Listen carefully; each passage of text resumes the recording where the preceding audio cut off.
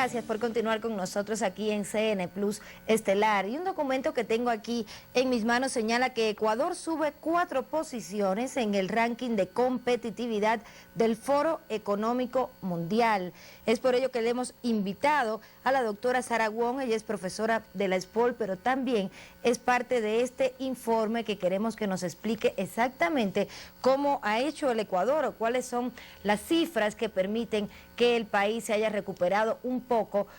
Todavía está en el puesto 101, pero se ha recuperado 4 posiciones en este ranking de competitividad del Foro Económico Mundial. Así que le damos la más cordial bienvenida a la doctora Sara Wong. Si aparece en pantalla podremos comenzar este diálogo. Muy buenas noches, doctora. Gracias por estar con nosotros. Gracias a usted, Ámbar. Estaba revisando la información y se establecen algunos parámetros dentro de este informe de competitividad. Sí. Si nos puede contar usted, doctora, ¿de qué se trata? Bueno, sí, es importante entender cómo se forma o cómo se construye este indicador. Se forma en 2 partes, básicamente, indicadores duros e indicadores de una encuesta de ejecutivos, de opinión. Entonces, para este año, esa encuesta realmente explica el 75% del incremento que ha habido desde el año pasado hasta este año en nuestro avance en el índice de competitividad. ¿Qué quiere decir con esto? Que los empresarios realmente han visto en forma positiva los avances que se dan tanto a nivel de economía doméstica como de otros eventos, porque el indicador se conforma de 113 indicadores, ¿no? Entonces, los avances han sido notables en infraestructura, en macroeconomía, en estabilidad macroeconómica, pero en el sentido de, en este punto en particular, avanzar o recuperar lo que se perdió en otros años, a partir de 2008, 2007, que cayó, 9, pero hemos recuperado terreno en estabilidad macroeconómica. Sin embargo, es importante notar también que el indicador realmente uno ve una cifra, pero lo importante es ver cada uno de los componentes o pilares del indicador, y detrás de esos pilares, que son 12, hay a su vez otros indicadores. Entonces, un indicador es el agregado de todos esos indicadores. Entonces, si bien hemos tenido... La estabilidad económica es uno de esos indicadores, los avances, pero ¿cuáles otros indicadores hay? Que son 12, señala usted, ¿no? Sí, son 3 factores: requerimientos básicos, eficiencia y el de innovación. De esos 3 factores, cada uno tiene pilares. El primero tiene 4 pilares, entre ellos se encuentra el de estabilidad macroeconómica, instituciones,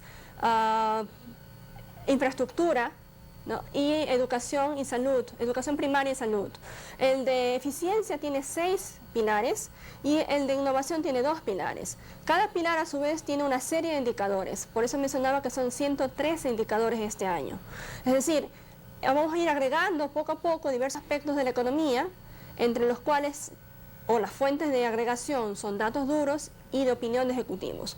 Por ello, si uno quiere avanzar en este indicador de competitividad, lo importante es no solo avanzar en un pilar o en 2 pilares, sino ver el agregado, el conjunto de cada uno de esos pilares. Ahora, es importante también anotar que, de acuerdo al desarrollo o el grado de desarrollo de las economías, estas se ubican en diferentes fases, según el Foro Económico Mundial. Entonces, Ecuador está en una fase, en la segunda, que se llama de desarrollo de acuerdo a la eficiencia.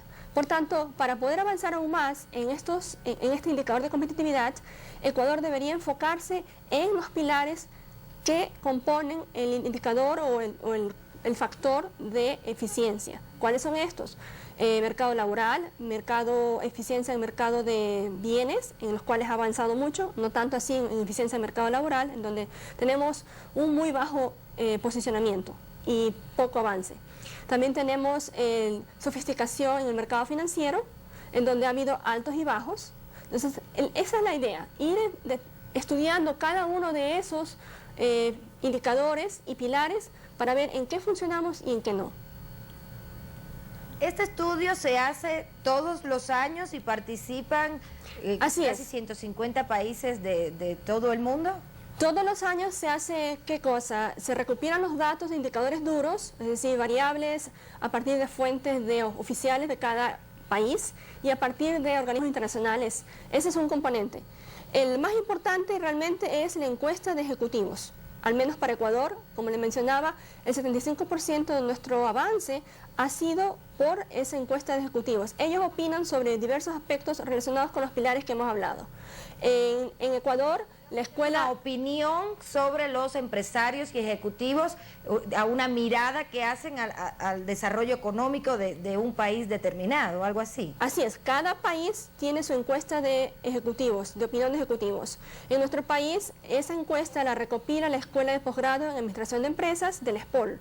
Entonces, la escuela envía las encuestas, se hace por supuesto un diseño adecuado de la muestra de la que se va a encuestar, siguiendo lineamientos del Foro Económico Mundial, y esa es una parte, un insumo de cómo se calcula el indicador de competitividad global. Entonces es muy importante... Que Ecuador, porque estaba revisando un poco esta información, Ecuador creció más que Argentina, que solo escaló dos puestos. Así es. Pero no creció tanto como otras economías en este estudio, digamos como Brasil, por ejemplo, que tiene creo que subió unos 6 puestos, si no me equivoco, en la revisión que le estaba dando. O sea, todavía en la competencia regional a Ecuador le faltaría escalar más que otros países. Bueno, si nos ponemos a ver el ranking, como usted mencionó, este año son aproximadamente 150 países. Entonces, si estamos en el puesto 101, todavía nos falta mucho para avanzar. Obviamente, a nivel regional, Latinoamérica, el que mejor está posicionado es Chile, y Chile está en el puesto 30 y pico, si mal no recuerdo, ¿no? Entonces, Latinoamérica ha avanzado mucho en estos últimos años, pero todavía nos falta mucho por recorrer, sí. ¿Qué es lo que, según su punto de vista, lo que más le falta al Ecuador para dar un salto más grande, más allá de 4 puestos, 10 puestos, qué sé yo, estar por el 90 en el ranking mundial? Ya. Enfocarnos en el factor de eficiencia, que implica trabajar mucho porque estamos cayendo posiciones en eficiencia en el mercado laboral, es muy importante. Esto los empresarios lo sienten como que hay mucha rigidez en cuanto a determinación de salarios, como que no hay una flexibilidad en cuanto a cómo hacer los contratos. Eso afecta muchísimo a la productividad, que en definitiva es lo que mide el índice de competitividad. Por un lado. Por otro lado, también tenemos que avanzar mucho en innovación, pero lo principal es enfocarnos en los factores que son de eficiencia, como mencionaba. Eficiencia laboral es uno de ellos que tenemos mucho por avanzar. También tenemos que avanzar en sofisticación del mercado financiero. En ese aspecto hemos hecho progresos, pero también ha habido caídas. Entonces habrá que ver con más detalle cada uno de estos pilares, por qué avanzamos, por qué no, y en los que estamos avanzando mucho, por ejemplo el de infraestructura, que el gobierno ha hecho un buen trabajo en cuanto a construcción de infraestructura vial. Eso nos ha permitido avanzar. Ver por qué en otros hemos caído. Por ejemplo, en el tema de eficiencia que señala usted, es mucho más eficiente para un empresario pagarle menos a mis trabajadores, pero dentro de las políticas del gobierno, por ejemplo, está el incrementar salarios y se ha subido también el sueldo mínimo. Esto obviamente hace que para un empresario sea menos eficiente, pero tal vez para el trabajador es bastante eficiente que te suban el salario, ¿no? No, la eficiencia no es pagar menos o pagar más. La eficiencia se mide en cuanto a cuánto yo aporto al producto por cada trabajador. Entonces, el trabajador se hace más eficiente si, por ejemplo, recibe un mejor entrenamiento, una buena educación, salud, y además hay flexibilidad en cuanto a cómo pagarle. No quiere decir pagarle menos, sino, por ejemplo, contratos por hora. Entonces, eso es lo que se llama flexibilidad, ¿no? Y la eficiencia obviamente es producir a un menor costo posible, lo cual no quiere decir que tienes que pagarle menos, sino pagarle de acuerdo a su productividad. Entonces, habría que ver cómo incrementamos esa productividad. Así es en teoría, no es necesariamente pagar menos, tener más eficiencia, pero desde el punto de vista de un empresario, sí le puede resultar mucho más eficiente para su bolsillo pagar menos, no sé si me entiende. Pero el punto para el empresario es producir más con los insumos que tiene. Si un trabajador es productivo, aunque tú le pagues más, pero él te va a producir 25 unidades de lo que tú produces versus a otro, que quizás le pagas una 50ª parte, pero te produce una unidad, entonces, ¿cuál está siendo más productivo?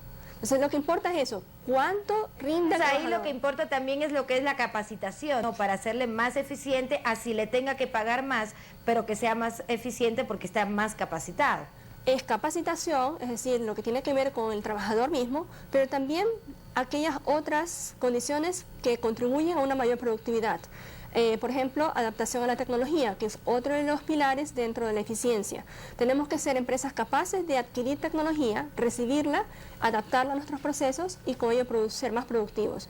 Otro es la sofisticación del sistema financiero que mencionábamos. El acceso a crédito es otro aspecto que los empresarios dicen, bueno, ¿dónde está? Queremos tener acceso a crédito que sea cuando yo lo necesite, en el momento que lo necesite y con las condiciones que sean adecuadas. Entonces son todos esos aspectos.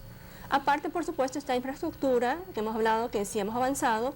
Está, por supuesto, también tener salud.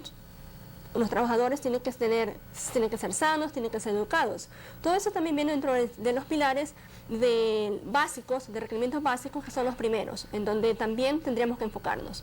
Pero como decía, lo fundamental, y es que el 50% del peso dentro del índice de competitividad global está para Ecuador, porque se encuentra en una fase de desarrollo manejado por la eficiencia, está en estos pilares de eficiencia.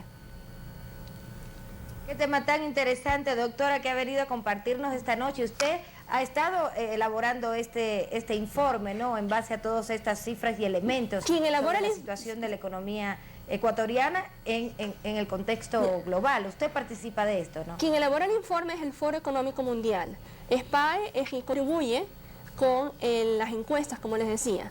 Y luego, por supuesto, viene un proceso de postproducción, que lo podríamos llamar así, que es el análisis de los resultados. Y en eso nosotros tratamos de recabar lo que nos dicen los resultados del Foro Económico Mundial en base a las encuestas que SPAE, la Escuela de Posgrado de Administración de Empresas del ESPO, los produce, y a su vez hacer esa interpretación de manera que sea útil tanto para los empresarios como los académicos y por supuesto el gobierno, porque eso debe ser un instrumento de formación de políticas y a eso apuntamos.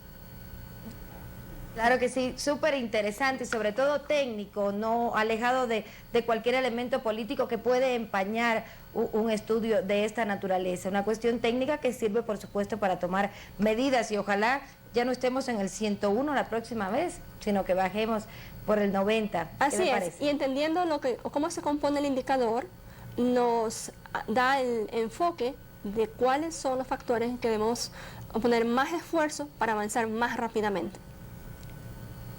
Qué interesante, doctora. Muchísimas gracias por haber estado Dama. esta noche acá en CN Plus Estelar. Un placer, gracias a usted. Buenas noches.